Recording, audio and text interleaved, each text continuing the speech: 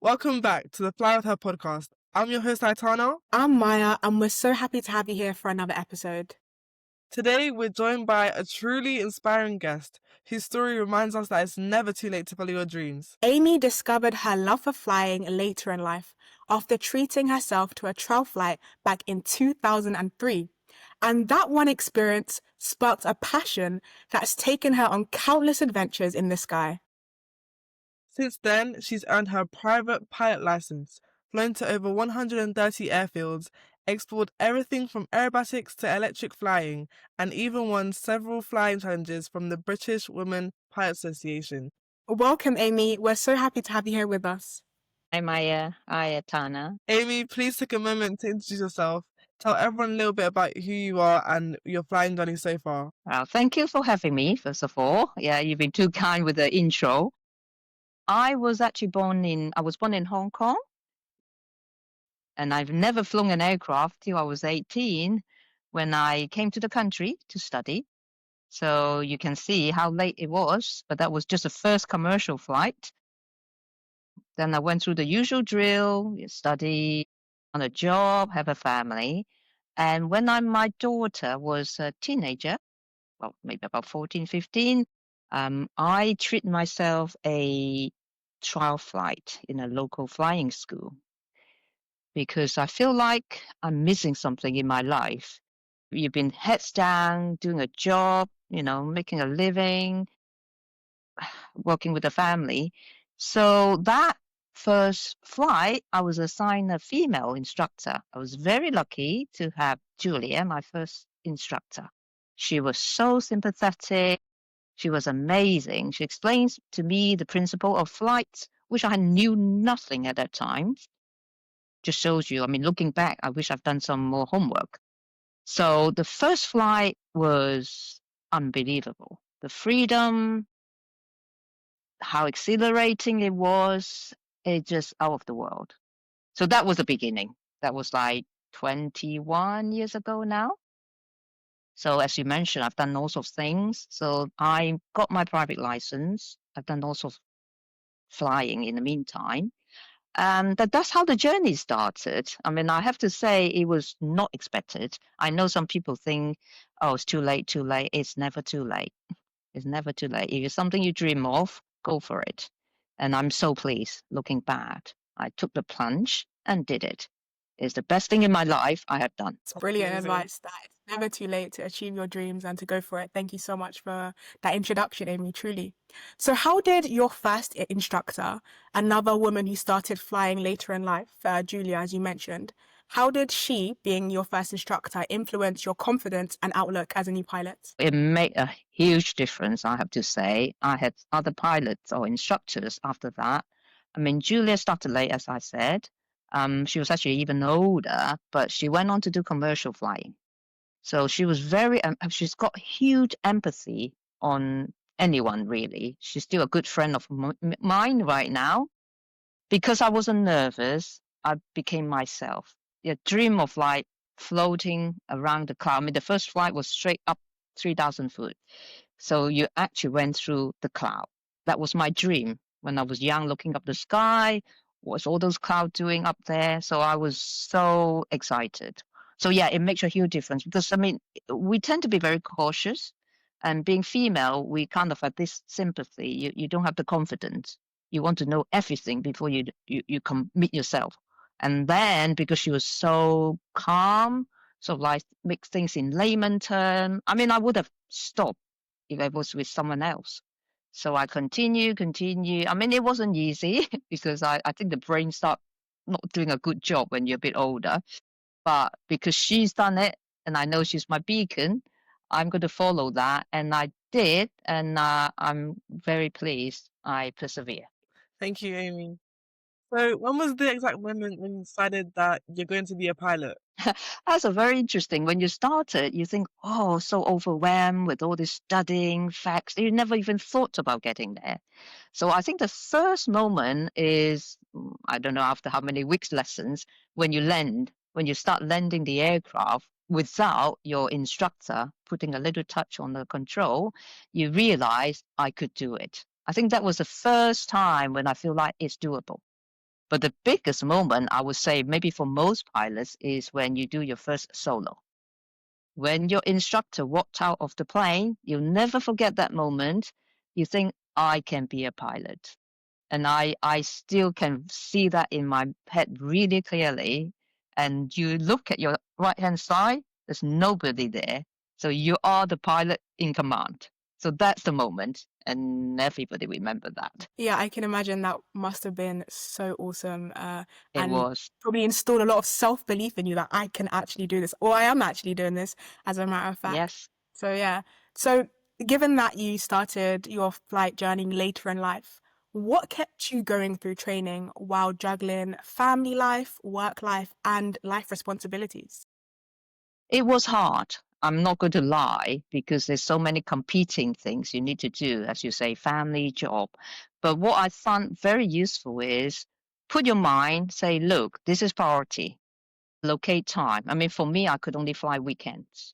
So I will have to sacrifice some of other social commitments or anything else which are not essential, no matter what priority.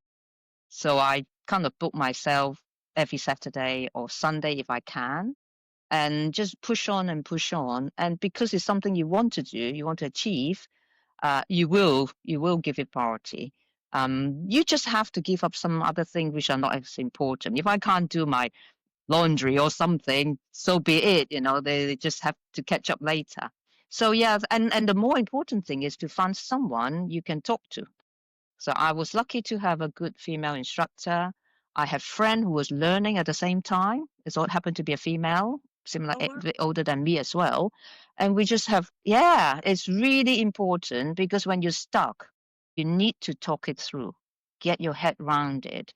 Because I don't know how many hours we spend in tea and cake and just going through the issues, asking why, and then you kind of like feel a little bit more relaxed. You feel like I'm ready for next time now. I'm going to do better next time. So to me, those are the two keys: is prioritize it and have some. Well, I have supportive family as well, so they let me go and do my training. And then I've got friends to help me going through issues. So those are the key things you need to do, and they just keep you going. Really, if you've got support, you just give yourself some trust, believe in yourself, and just keep going. There are downtime. I don't lie. There are ups and downs. Not easy, but when you have downtime, you just go find some help. Ask for help. If you didn't have that support with you around, like, for example, your friend that was learning as well and that flying instructor, would you have continued with the flying today? I would say I was close to giving up. I joined the BWPA, the British Women Pilot Association, and because I was losing my confidence, I went to the clubhouse. All I saw is like all this confident male. I mean, it was not many female, I would say, maybe one or two. Well, me and my friend, and you do feel very intimidated. So when I didn't do a good lesson, I felt like maybe it's not for me. So it's only through talking to people, hearing the same story, how they went through the challenge, then I realized it's common. It's not just me. If you think it's only you, you will give up. And yeah, if I haven't met friends or joined the association, I'm not sure. I'm not sure I would have gone through it. You do need help when you need help. Yeah, Yeah, I mean, you I'm do. I'm fairly independent in many other things, but where there are things kind of beyond you because you can study as hard as you know. There are things which are not documented. They don't tell you about confidence, right? They tell you all this theory. You take. I mean, I had no problem with the exams. There was like, well, it's 9 paper now. It used to be 7. So those I have full control. It's only when there are moments when you don't feel confident, then you kind of like step back a little bit. Yeah. So you mentioned that you were part of the British Women's Pilot Association, and you mentioned that you won several challenges, Mm. flying challenges with them. So my question is, which one was one of the coolest flying challenges that you did, and what did you do? Right. Actually, I have to say two because the first one was when I just got my license. Literally, I took a week off work to get my license, which I didn't because weather wasn't playing ball. So I have just got my license and did my first solo flight, and it was called Spotting Life. So I was flying over Essex along the coastline, which I love water. Water is my favorite. So I was flying along all the sailing boats, which is very similar to flying. Sailing and flying is a lot in common, put it this way. And I love every bit of it. I feel like I'm on the top of the world. So that was the most memorable one until COVID came. Then I have not flown the same challenge for some time. But because of the COVID, we were locked down. So because I had my license, I did my solo just in time when it opened for private pilots, not commercial, just private. And I went and do this called Blue Sapphire. Again, I was flying over water. I landed in 4 airfields, which I haven't been to. So it was a challenge I set to myself and was doing a bit of art in the sky with a flight path. So it was very challenging. And I always liked the planning as well. So that the planning and getting it right is very rewarding. So it's part of flying. Planning is a key. Planning. That's a key. When you get it right, it's so rewarding. So yeah, those are the kind of like the first one and the last one, which I can't really decide which one is more memorable because they are different in different way. Yeah. Yeah, totally. So, as we know, the pilot industry is very much male dominated, and there are loads of young women that are trying to become pilots nowadays. So, for those older women that still want to become pilots, what advice would you give to other women who might think that they've missed their chance to start flying? Yeah, as I say, I mean, I started late. So if I wouldn't worry about age, I mean, the only disadvantage is there are certain maybe scholarship are tailored for young starters, but don't feel you're missing out. I mean, you've seen examples. My instructor was kind of in the 50s. My buddy pilot who still fly with me when she's 85 now, she is as sharp Oh, as any razors. She is just amazing. Yeah, I wow, can't. 85 is quite old to be flying. She That's so, is. She is amazing. Well, she started flying when she was 60 after she's got her wow, bus pass. that's So there's amazing. hope. Just follow your dream. If you want something, you can do it. There are help. As I say, there are scholarships out there. I mean, financially, it could be a challenge. Yeah, but I mean, it is doable. I mean, based on my experience, it is not as expensive in some way, but there are different schemes. People can pay for you. I mean, there are airlines that pay. If you want to be a commercial pilot, there are airlines who will pay for you, train you up. I mean, I can't say too much about commercial because I'm only a private pilot, but you will get all sorts of advice from people how to apply a scholarship. I mean, BWPA is one of the association who helps you do that, and just follow your dream. You've only got one life. If that's something you want, you've got to go for it. I mean, I'm so glad I didn't miss it because it would be sad if I have missed it, and you can do it. Yes, you only have one life, so make the most Yeah, of it. Very, very true. absolutely. Very true. So in the UK, we know that weather can be a very big hurdle, I would say, a big hurdle. It rains a lot, very cloudy sometimes. So do you remember a time when the weather challenged your decision making as a pilot? Yeah, as a pilot, or at least as a private pilot, when we've got a choice, we tend not to risk it. But unfortunately, weather's weather, as you say, it can change. And you can get local weather. So I think I have 2 incidents which I must say, looking back, is still a little bit like scary because there was one that I was up north attending an event actually. And coming back, the weather was a bit, you do get local microclimate. So there's a bit in the middle of England. You cannot really predict very well. So I think on the way back, it was really gusty and I was near the Heathrow airport. So as you probably most people know, you have to aviate, navigate, and communicate. And that was a time when I say, look, I really need to be 100% on my aviation. So I completely parked my communication because I know I have no capacity. And it was so gusty, I was close to the edge of the Heathrow. But I have to decide whether I safe flying or I was consciously trying to not oversteer myself because it was stability is so important under weather. You really need to keep yourself sorted out get your wing level, get everything just stable. So that was once which I actually feel like when I got home, I was so exhausted. I felt like that was like draining me completely. But again, weather's weather. You just have to keep calm, keep the aircraft stable, and do your best. If you can't talk to anyone at that moment, don't worry. People won't kind of like safety is a top priority. I think I did a similar one going over Cotswold. Again, it was really chucking down. The heavens was open, very quick, very sharp. So I was actually feel like my aircraft was pushing down, and I can see the heels. So all I do is I do gentle, maintaining the altitude, trying to make sure I don't drop anymore, because that's the. I mean, I was preparing myself. If I drop anymore, I need to land. But fortunately, it kind of stopped a little bit. But weather is very unpredictable in this country, as you say. It could be like nowadays is better. I think the forecast is a little bit better now, but still, you don't know until 24 hours. And even if you set off, it changed.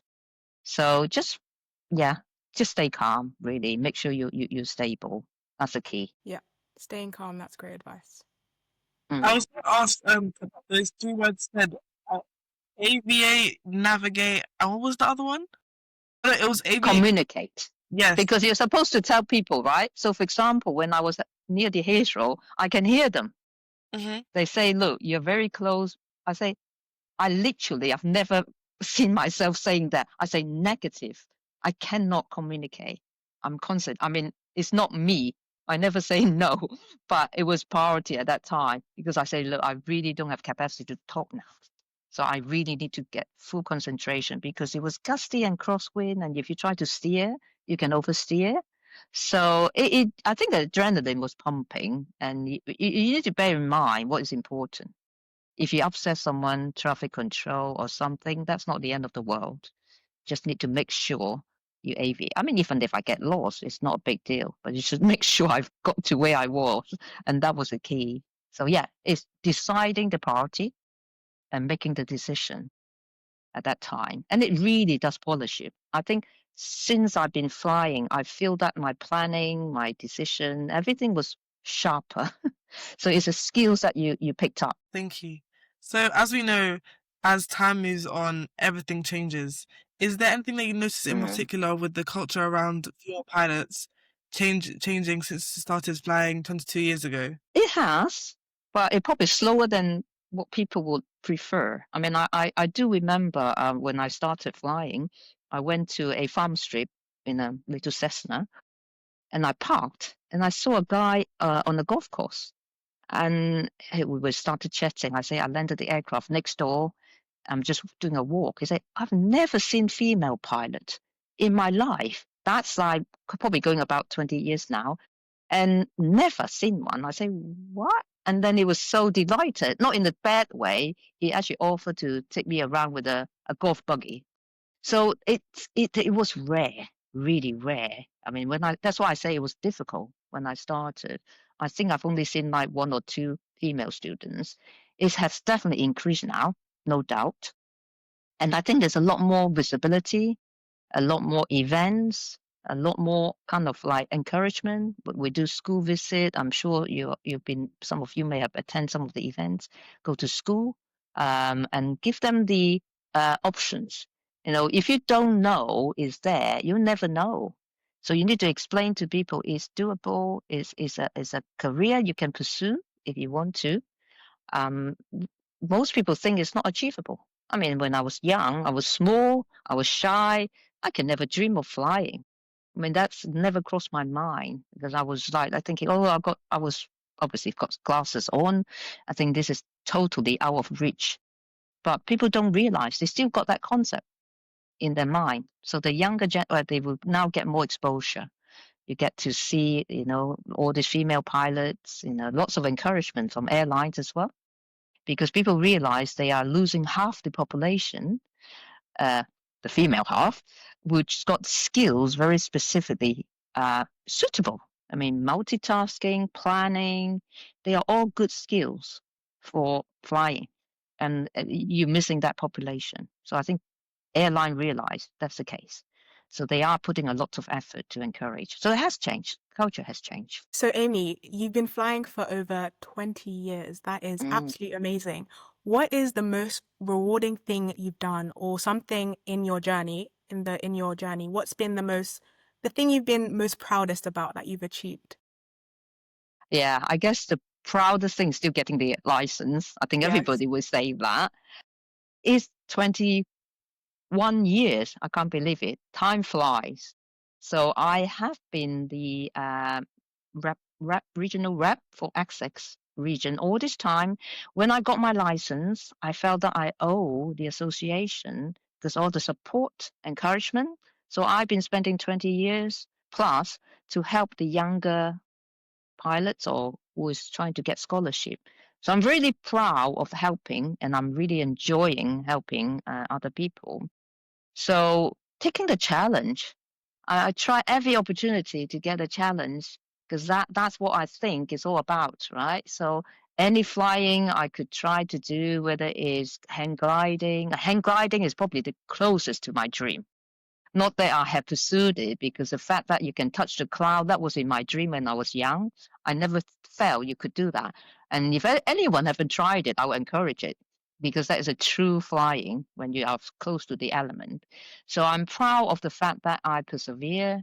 I'm proud that I can actually help other pilots because I went through a tough time and I would like people to do it in a slightly easier way, not as difficult. I mean, being able to back seat is another good thing. If you can sit with someone, sit in an aircraft. And I think I learned in the hard way. As I say, I knew nothing about it. I wish I've done a little bit more homework. It was taking longer than I should because I haven't done the research, the background, and the homework. So I'm proud of all this experience and try to push your limit a bit. Well, you don't know what your limit is, just keep pushing. So when I go to abroad, when we go into the Federation European pilots, there's always opportunity to try new aircraft type, new airfield. You always learn. There's so much to learn. It's probably infinite. So try to do that. And I think that's what keep you going, really. If you don't do that, you'll be bored. I mean, you got your license, you've done it. But if you keep challenging yourself, you got another target and another target. So that's amazing. I mean, it went so quickly. I can't believe it's 21 years now. I Yeah. still hope to explore. I still want to explore more, and I am hopefully going to New Zealand next year to do some Wow. local mountain flying. Yeah, Yeah. it's a dream. Again, it's a dream. I would never thought I would do it because I'm so scared of, going abroad and mountain. But eventually I say, look, I've got to do it now. So I'm Mhm. going next year. So I'm doing the planning now. So again, there's always something new to explore, and I hope to continue exploring. That will be my goal. Yes, keep That's so exploring. cool. That is great advice. Mm. Thank you. Thank you, Amy. Thank you. Mountain flying. I've actually never heard of that, to be honest. I've never heard of that, mountain flying. Well, we did a taster one in Switzerland, and it was amazing. You do need different skills. I mean, the scenery will be amazing. So I'm Must kind be. of looking forward to it. I'm a bit apprehensive, I won't say, but you got to try yourself. And yeah, and it should be fun. There's always something new, something new. What's the main difference between mountain flying and just normal flying? What really sets it apart? Well, because of the terrain, right? Mm, So because on a level, and you have to keep your distance, keep your altitude. I'm not an expert in mountain flying. I would love to do more, and I would love to do what do you do? A ski on the snow. I know there's some members done it. It looks absolutely fabulous, yeah, landing on snow. That I haven't done that one. I'm not sure I have the pretty cool. courage to do it. Yeah, but it is cool. It's almost like why people go skiing, except this is Yeah. up in the air and then you still ski down. So that's one that I've never tried. I know people do it. Yeah, it probably do it in Switzerland would be nice. Not sure. Maybe one day I get the courage. You never know. Never say no. I knew that's even possible, to be honest. Like doing, landing on snow and skiing down on the plane. Wow. Oh, it would be. They are obviously different techniques. So you got to learn. I mean, there's so many different type of flying. So challenge yourself. Yes. Aviation is so broad. There's so many things to It is explore. so broad. So, Yeah, It is. yeah, all the yeah, best going yeah. to New Zealand next year then. That sounds really Thank awesome. you. Thank you. Yeah, no, I'm looking forward to yeah, it's another dimension. I mean, flying abroad is different, but do try different things because it does open your horizon. It's not a pun, isn't it? Open the horizon. Because it's so many, I mean, aerobatic is one that you could try. Some people like that because it's obviously, I'm not a fast reaction person, but again, you don't know until you try. I would say try it. Yeah. So there's all sorts of things you can try. Thank you so much, Amy, for sharing your story and your advice with us. It's been a pleasure having you on today's episode. Yes, thank you It's a very much. pleasure. Thank you, Amy. So that Thank you, is it. Maya. Thank you. So that is it for today. Make sure to like, share, and subscribe, and follow us on Instagram and TikTok at the Fly With Her podcast. Don't forget to tune in, take off, and fly with her. See you in the next episode. Bye. Bye.